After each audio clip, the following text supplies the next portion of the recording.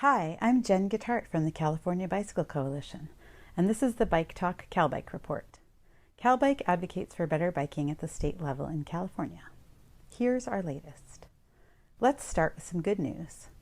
CalBike's $10 million e-bike affordability program has been fully funded. This is a major victory for Californians who want to use bicycles for everyday transportation. Now CalBike and other advocates are working with the California Air Resources Board to design the program. The affordability program will give grants to as many as 10,000 Californians to help them buy e-bikes starting in July 2022. That's a tight turnaround for the CARB staff, but they are working hard to make this vital program a reality, and CalBike is supporting them to ensure that the program distributes e-bike grants equitably. Also at the state level, CalBike strongly endorses a no vote in the recall election. Governor Newsom is not perfect, but he is pro-bike. We believe a recall will have a negative impact on people who ride bikes. Let's not trade Newsom for gruesome. Please return your ballot by September 14th. Turning our focus to regional bike campaigns, the Sunset for All campaign in Los Angeles models an interesting strategy that other local organizations may want to copy. Sunset for All and the Los Angeles County Bicycle Coalition are planning a two-way parking-separated bikeway on Sunset Boulevard. Sunset is an essential connector for East Hollywood, Silver Lake, and Echo Park. The impressive progress on this visionary project is the result of dedicated community organizing, and Sunset for All was helped along by an unusual strategy to convince the city to consider it: crowdfunding for the engineering plans. CalBike feels it shouldn't be a public responsibility to hire engineers to propose plans for projects like this. However, if that's what it takes to get past official inertia, it's worth it. Attention bike activists! CalBike will hold its biannual California Bicycle Summit in April of 2022 in Oakland. We have 3 virtual meetings scheduled in advance of the summit. On October 12, 2021, we'll hear from the authors of Cycling for Sustainable Cities. They will share about how to make city cycling safe, practical, and convenient for all. The October symposium will also address what we can learn from cycling cities in Latin America and how cities have adapted to COVID. Visit calbike.org/summit to register. Let's talk for a minute about walking in California. The topic CalBike gets the most questions about these days is Assembly Bill 1238. The Freedom to Walk Act will decriminalize jaywalking. Here are answers to our most frequently asked questions. Why is a bicycling organization supporting a bill about walking? CalBike is committed to creating neighborhoods where everyone can safely get around by bike, on foot, or on transit. So we partnered with our allies at California Walks and Los Angeles Walks to sponsor the Freedom to Walk Act. We believe it will make our communities better places for everyone who uses active transportation. Won't legalizing jaywalking cause chaos in our streets? No, jaywalking laws don't stop people from jaywalking now. Common sense does. If the Freedom to Walk Act becomes law, it will still be illegal to obstruct cars or dash out into traffic. But most people will continue to do what they already do: look both ways and cross the street when it's safe, regardless of jaywalking laws. Why is it important to decriminalize jaywalking? Jaywalking laws are selectively enforced against Black Californians. The fines that accompany jaywalking tickets fall heavily on our poorest residents, and many of the people who get cited for jaywalking live in neighborhoods without good pedestrian infrastructure. Most people who cross mid-block or against the light are making their best choices to get around. Will the Freedom to Walk Act make streets less safe, especially for seniors and kids? No, in fact, removing jaywalking laws will make it safer for pedestrians, especially Black, brown, and low-income pedestrians, by ending unnecessary police encounters that can lead to police brutality. As for young people, California empowers teenagers to make complex decisions. If we can trust them to drive, we can trust teenagers to know when crossing the road will cause an immediate hazard. And seniors are just as rational and logical as any other adult. Regardless of the Freedom to Walk Act, seniors will choose to cross the street only when they conclude that it is safe for them to do so. What about the revenue from jaywalking tickets? Jaywalking fines and fees are difficult to collect, so they aren't a significant source of revenue.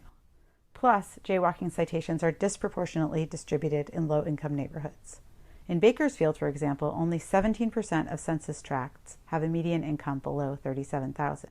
Yet 92% of jaywalking citations were issued in these low-income tracts. And generating revenue should never be a reason for enforcing laws. Public safety should. Would you like to stay informed about our advocacy for California bicyclists? CalBike needs you. Visit calbike.org and sign up to get updates. And while you're there, join the California Dream Ride to support our work and join our fun rides. Welcome to Bike Talk. I'm Lindsay Sturman, and we have today Dr. Niels Van Oort. He is the co-director of the Smart Public Transport Lab of Delft University of Technology in the Netherlands.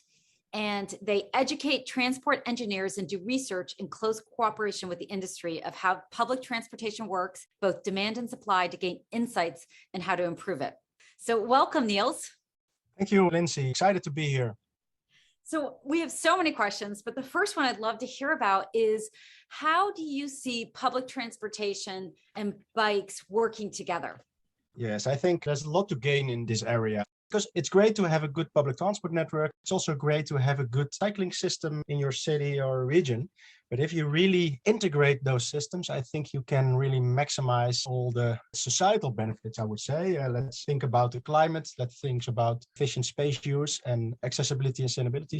But one thing where I'm mostly interested in as a public transport researcher is that if we incorporate cycling into our public transport designs, providing good access and egress from and to the stops of public transport, we can actually improve our level of service of public transport. We can actually improve the efficiency of public transport systems, thereby improving the door-to-door level of service for passengers, while actually improving revenues by attracting more passengers and also saving due to increased efficiency. And with these savings, frequencies could be increased, for instance, which gives us an upcycle to even improve level of service more, attract more passengers. So cycling is relevant in multiple ways for public transport designers, and not in the last place for the public transport efficiency itself.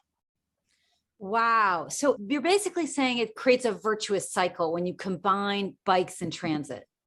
Yes, that's actually also what we see in our country, also in other countries. If people start to really think about the bicycle and transit mode as an integrated mode, so you're designing your public transport networks while thinking about cycling, we see increased ridership, increased revenues, and reduced costs. So that's in general what the financial department is keen on to hear.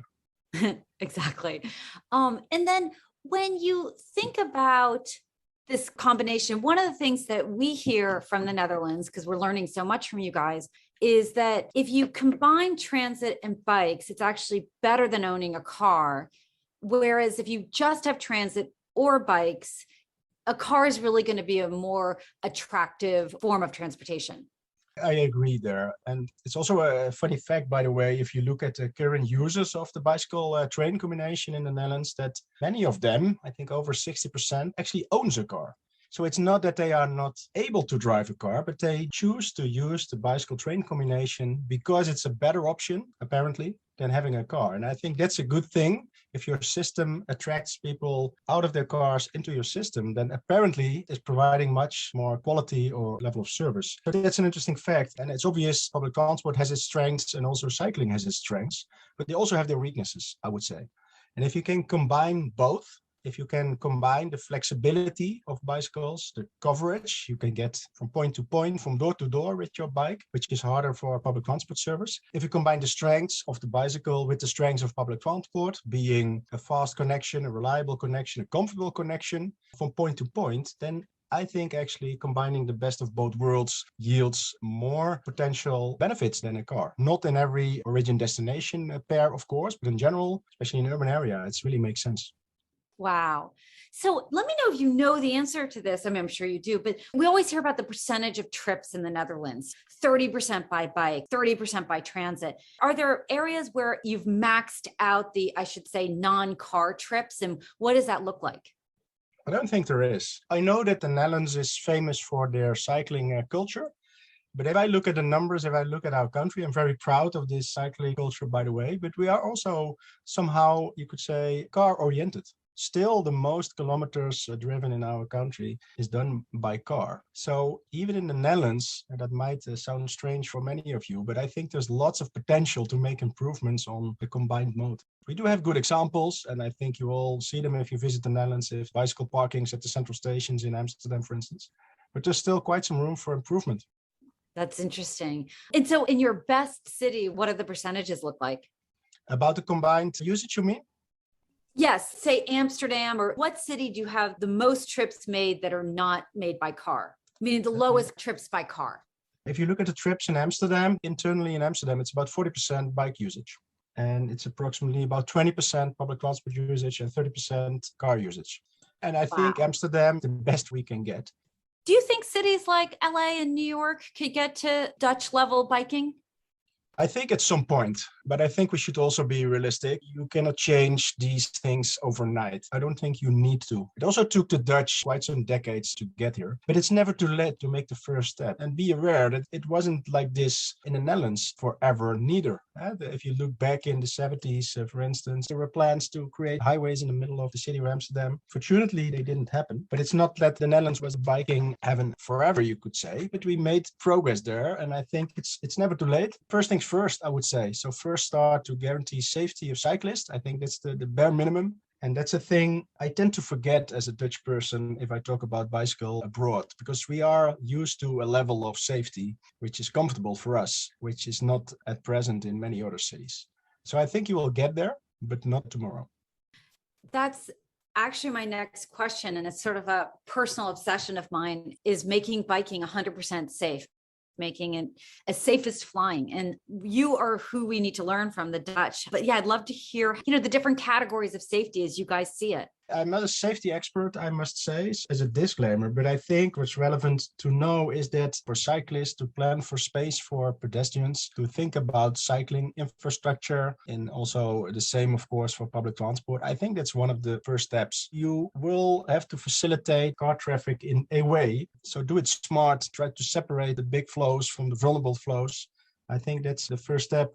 I remember when I was cycling in Berlin, I think, quite some time ago, and then we were allocated to the bus lane, and we were driving there on our bikes, and we were followed by a double-decker bus. I don't think that's the way to convince people to jump on a bike, because that's quite scary, I can tell you, even for Dutch cyclists. So I think it's about setting priorities, because in the end, it's all about distributing and dividing funding, but also space. And that could mean, and I think we see quite some good examples due to COVID in many cities, that could mean that you allocate car-oriented space towards cycling paths or whatever. And that's a big step, but I think that's the step to make. Yes. And I know you live on I hope I say it right, a Woonhof. Woonhof? Yes, a woonhof, yeah. Tell us about those.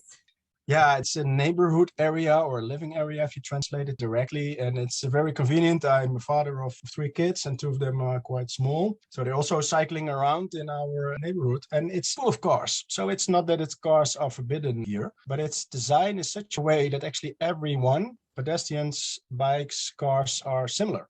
Also given the rules of priority, maximum speed is 15 kilometers an hour, etc. So it's a very convenient place to also play. I'm totally fine if my son runs out the door on the streets, because we know that there is a safe place to play, to cycle, etc. I think it's a very old-fashioned concept from the 70s or so. But on a personal note, I'm very excited to live in such a place with my children. Yeah, so for American audiences, 15 kilometers is 9 miles an hour, which is great. I grew up in New York City, and as a kid in the 70s, the cars stopped for you. They were not going fast, and they famously stopped for us. So you felt safe all the time. And now I think the speed of the cars obviously is making all of us feel anxious and unsafe. True.